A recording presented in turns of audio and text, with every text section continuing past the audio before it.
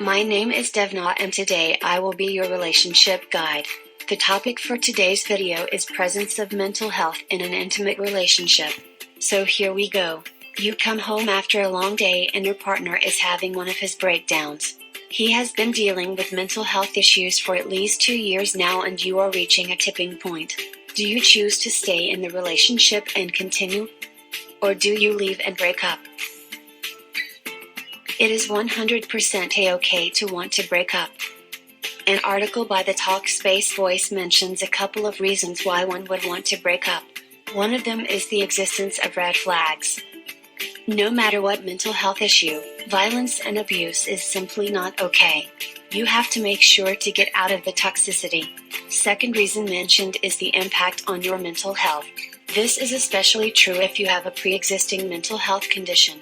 If you are unstable and so is your partner, you are just creating a dangerous situation for both of you. There are multiple ways to break up, but you have to keep in mind to be kind, be empathetic, and most importantly, be firm. It is important to reassure them that it is going to be okay and that it is for the betterment of everyone. Also, always keep your safety as a priority at all times. If you choose to stay, there are some things for you to know. There are over 20% of adults that report having mental health issues. Your partner is not alone. There are plenty of resources available out there. Keep an open mind at all times. You've gotten yourself into a relationship that you now realize may have a few additional obstacles, but what relationship doesn't experience its hurdles anyway? The main thing to remember is that, in most cases, your partner's illness does not define him or her. Educate yourself. The best way to know how best to deal with the harder days is to learn as much as you can about your partner's condition. Knowing what works for your partner and not just what you think will work best for them will make the ride a little less bumpy. And, if your partner is just learning about the condition for the first time, too, make sure your partner knows you are with him or her for every step along the way. Be encouraging.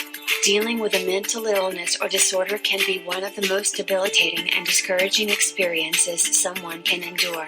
Just continue to remind your partner of his or her best qualities. Understand that sometimes you can be a problem as well.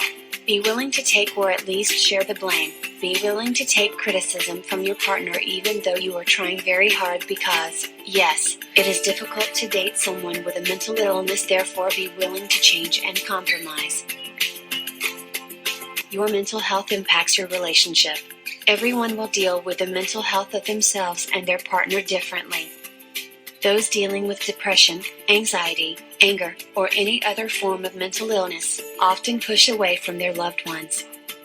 They can do this for many reasons, but the main reason for withdrawing from loved ones is because of feeling like a burden or annoyance. Express yourself and your emotions to your significant other. Release your thoughts and your worries about a specific topic.